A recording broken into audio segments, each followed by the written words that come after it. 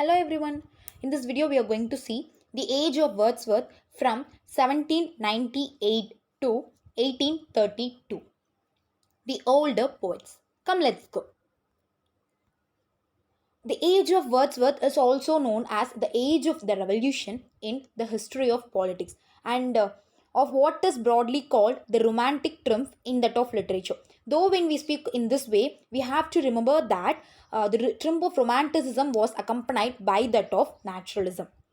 Now, in it is most important for us to understand that the movement in literature was only one aspect of a comprehensive general movement, another aspect of which is to be found in the revolution.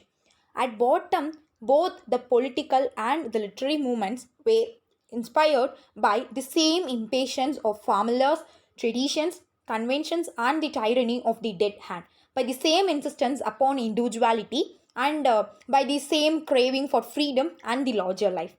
In the doctrines of the new poetry, as in the teachings of the revolutionary theorists, there was indeed much that assumed the shape of challenge and attack.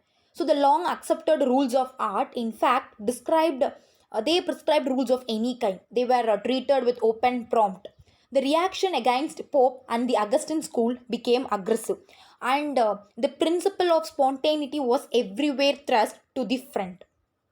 Okay, we have to go further than this and to consider the intimate association of English poetry with the various stages of the French Revolution and with the striking changes in the temper of European society which these produced. So the great outburst of 1789 sent a thrill of fresh life through the whole civilized world. Okay, so William Wordsworth's um, the lyrical ballads. Okay, it was an epoch making little book. It was written with the joining hands of Coleridge. Okay, so on at Orleans, so where the greatest part of his time was spent, he formed an intimacy with an officer of grandiose views named Bupus. Okay, so he now became such an enthusiastic supporter of the revolution that on his arrival in Paris in October 1792. Okay, so Wordsworth he began as an adherent of a revolution, ended as an extreme conservative. So the sanctity of the past now became a prominent element in his thought and made him an earnest supporter of English institutions and traditions. Okay, so in his preface to the second edition of the ballads, he set forth his aims. The principal object proposed in these poems was to choose incidents and situations from common life and to relate or describe them throughout in a selection of the language really used by men, and at the same time to throw over them a certain coloring of imagination whereby ordinary things should be presented as the to the mind in an unusual aspect. And he goes on to say that humble and rustic life was generally chosen because in that condition the essential passions of the heart find a better soil in which they can attain their maturity. Okay, it was like a narrative and descriptive kind of poems.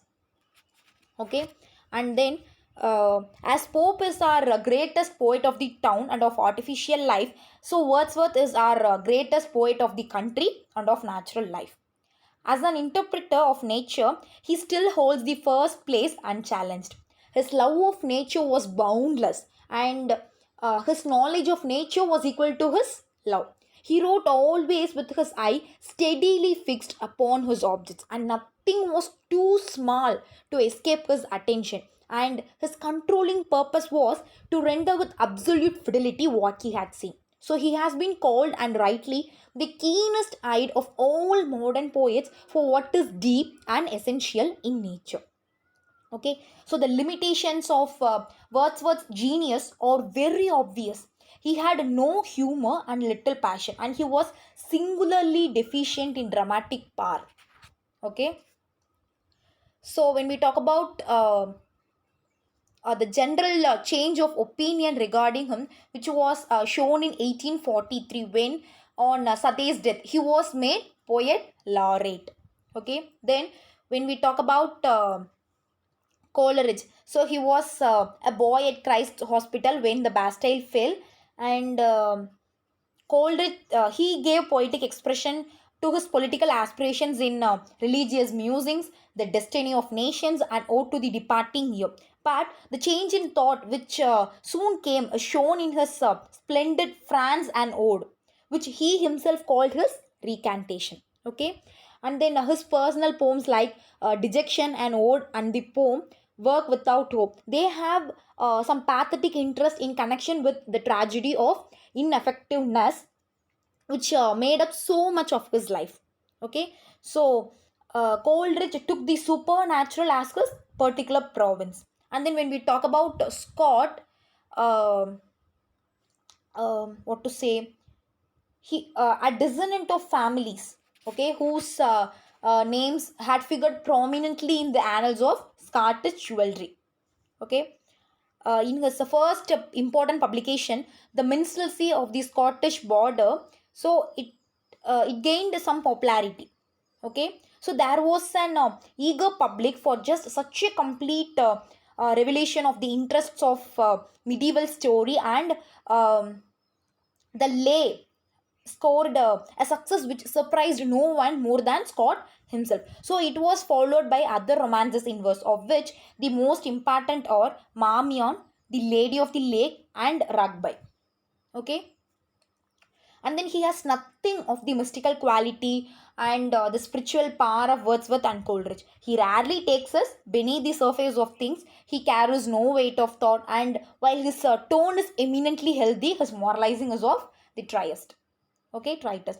So with Coleridge, Scott, and Wordsworth, we will hear some associate some of the more important poets who were born in their decade.